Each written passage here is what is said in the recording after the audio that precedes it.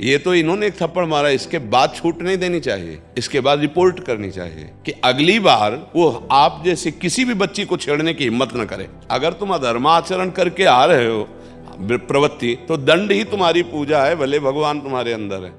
ऐसा नहीं हो भोलापन इतना नहीं कि कोई हमको जैसे चाहे वैसे बर्ताव करे, ऐसा वक्त नहीं होता। प्रवीण और सिंह दृष्टि सिंहवत, कि जैसे कि अगर हमने इनकी रिपोर्ट कर दी, कल को ये चलो अभी तो हो जाएगा इसका, कल को बाहर आके हमारे घर वालों को, परिवार वालों को या मुझे क्षति पहुंचा सकता है ये किसी ना किसी रूप में। डरना नहीं चाहिए। बहुत जोर के कानून बने हैं माताओं बहनों की रक्षा के लिए, बहुत जोर के बने हैं।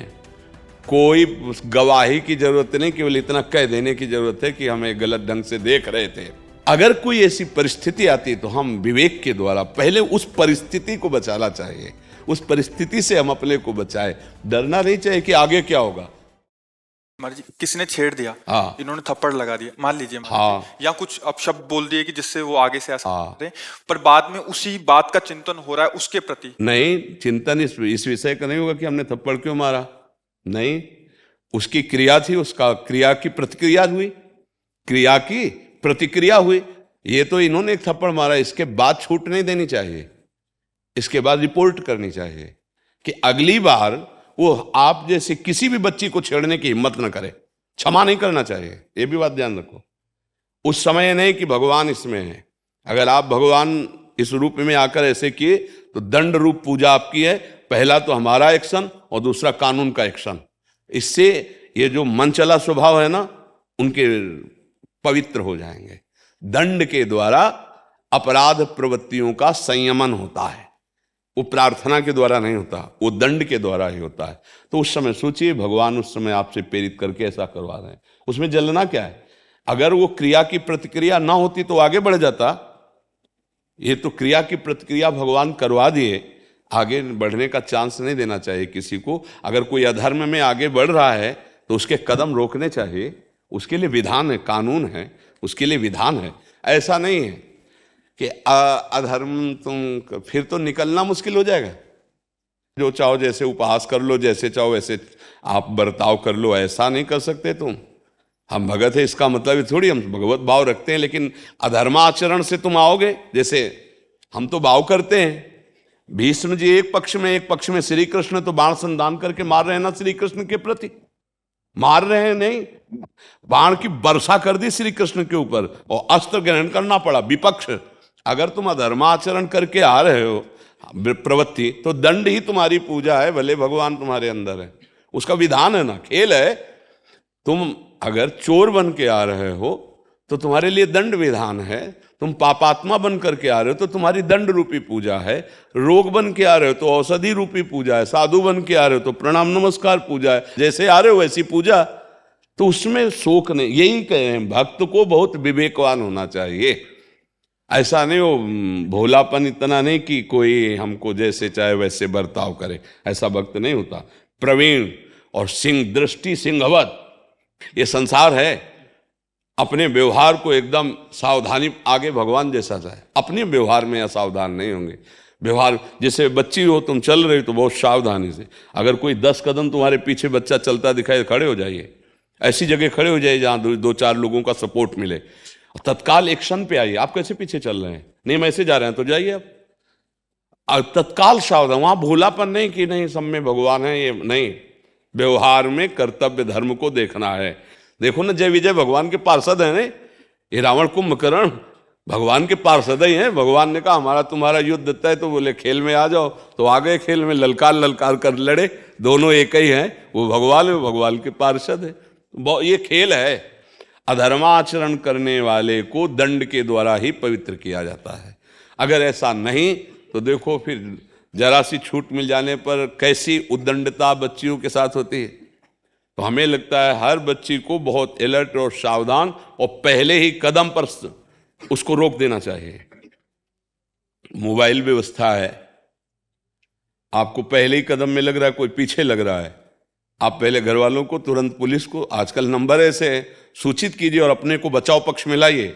आसपास जहां कहीं दुकान कहीं ऐसे, अपना पहले जीवन सुरक्षित रखने के विचार में रहे, क्योंकि आजकल बहुत ही मन की मलिनताएं बढ़ रही हैं। साधुता अंदर का विषय, बाहर बहुत प्रवीण। बाहर अगर प्रवीणता नहीं दिखाई ना तो फिर संशय हो जाएगा भगवान है भी कि नहीं है। हो जाए ना संशय। हमें बहुत प्रवीणता से चलना है बच्चा। नाम जप करो और अलर्ट, सावधान। व्यवहार में नहीं, व्यवहार में बिल्कुल जैसा व्यवहार दिखाई दे रहा है उसका तत्काल वैसे उत्तर। उसमें ऐसा नहीं कि उसमें हम ढीलापन, उसमें ऐसा नहीं। तो आप बहुत सावधानी पूर्वक रहिए। कोई दुनिया ऐसी नहीं जो तुम्हें ठग सके, या कोई दुनिया नहीं जो तुम्हें दुविधा या दुख दे सके। सावधान रहोगे, भजन करोगी, भगवान तो रक्षक है ही, वही बुद्धि में भी रक्षा रूप से बैठ जाते हैं बचाव पक्ष के लिए। लेकिन कभी ऐसे दबना नहीं चाहिए, निर्भय।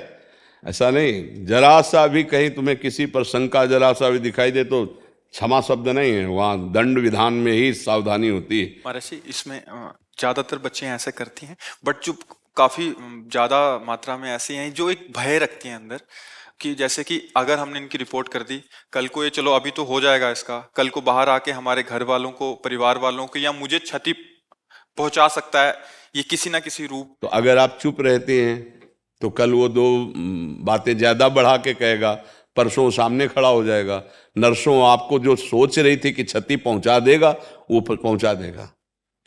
और अगर वो कानून के अंतर्गत आ जाता है तो ऐसा नहीं है कि आज तक आपने सुना क्या कि जिस लड़की ने शिकायत किया उसके घर वालों को मार डाला या घर वालों को दंड दिया। और दूसरी बात यह है कि सत्य को भगवान सामर्थ्य देते हैं। अगर ऐसे डरोगे बच्चों तो फिर आगे वो जो उद्दंड बच्चे हैं उनको साथ एक बार पता चल जाए कि आप डर गए हैं, फिर बस फिर नहीं, डरना नहीं है। ये बहुत बड़ी मात्रा में महाराज जी अंदर का। हाँ, नहीं डरना नहीं, बच्चों को डरना नहीं। जरा से अभी कहीं कोई गलत दर्शन, गलत स्पर्श आदि देखे तो तत्काल उसका विरोध करे। और विरोध में ही बचाव पक्ष ज्यादा है। अगर विरोध नहीं करोगे तो अगली बार से ज्यादा बढ़ावा मिल जाएगा। जो मन चला स्वभाव है उसको बढ़ावा मिल जाएगा। डरना नहीं चाहिए। बहुत जोर के कानून बने हैं माताओं बहनों की रक्षा के लिए, बहुत जोर के बने हैं। कोई गवाही की जरूरत नहीं, केवल इतना कह देने की जरूरत है कि हमें गलत ढंग से देख रहे थे, गलत ढंग से देख रहे थे, छूने की तो बात जाने दो, इतने में उनका हिसाब किताब बन जाएगा। इसलिए कभी गलत किसी को फंसाए नहीं, ये भी बात समझो। कभी कानून का दुरुपयोग न करे कि हम गलत किसी को दंड, द्वेष के कारण हम ऐसा कह दें। अगर कोई हमारे साथ ऐसा बर्ताव करता है तो हम उसके बचाव पक्ष में ऐसा करें। कभी ऐसा जैसे नहीं कि कुछ गलत ढंग से बच्चों को फंसा देना, ऐसा कभी ना करे। नहीं तो तुम उधर फंसाओगे, तुम्हारा कर्म तुम्हें फंसा देगा पक्का। इसलिए अब ये जितने कानून हैं अपनी रक्षा के लिए बने, धर्म न्याय के लिए बने, इनका दुरुपयोग ना करे और डरे भी ना। ऐसा कोई बहादुर नहीं, ऐसा नहीं, तुम्हारी सोच नहीं चले कोई ईश्वर है, ऐसा नहीं। जितना विधान है उतना जीवन जी लो, चाहे पाप करके चाहे पुण्य करके, इसके बाद मृत्यु तो आनी ही आनी है। डरना नहीं। हम तो पक्की बात कहते हैं कि जब आप भजन करती हो तो भगवान सहयोगी हैं, डरना नहीं। ऐसा कोई नहीं है कि जो भगवान के विरुद्ध आकर हमको डर पहुंचा सके। नाम जप करो, भगवद आश्रित रहो, पर प्रवीण रहो, प्रवीणता ना छोड़े। उसमें हमारा जहां तक प्रयास है हम बचाने करते, आगे भगवान है। देखो वसुदेव जी ने जब देखा कि आकाशवाणी हुई कि अय कंस, जिस बहन को तू इतने प्यार से रथ में बैठाल कर ले जा रहा है, इसकी 8वीं संतान तेरा वध करेगी, कूद पड़ा। वही रथ हाँक रहे थे और पकड़ा केस। देवकी को तो क्रूर कर्मा था और गर्दन काटने की तो रोक दिया। ऐसा आपको उचित नहीं है। आपको देवकी से तो भय नहीं ना, नहीं। तो मैं वचन देता हूं, और सत्यवादी सत्य वचन वसुदेव जी के प्रसिद्ध थे कि प्रत्येक संतान आपके सामने लाएंगे। आपको संतान से भय, आप संतान मार देना। देव वहां लिखा है कि अगर भय का समय उपस्थित हो तो किसी भी तरह विवेक पूर्वक पहले अपने को बचाना चाहिए, बाद में क्या होगा वो अलग निर्णय। तुरंत वचन दिया कि एक एक संतान आपके पास सामने लाएंगे। ये वचन देता हूं, आप देवकी को छोड़ दो, क्योंकि देवकी से कोई वैर नहीं, संतान से है।